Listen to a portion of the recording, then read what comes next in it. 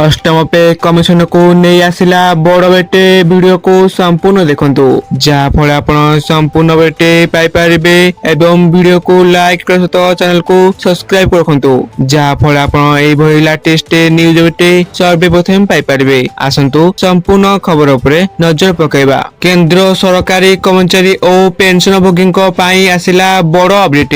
तेणु अष्टम पे कमिशन को नहीं सरकार पक्षरु मिली स्पष्ट संकेत एवं सरकार निश्चिंत करछन्ति जे पेंशन संशोधन मध्य कमिशन अधीन रे रहिबो। नवेम्बर 2025 रो अष्टम वेतन कमिशन अनुमोदन पाइथिला एवं एहा कमिशन को रिपोर्ट दाखल पाई 18 मास समय दियाइछि।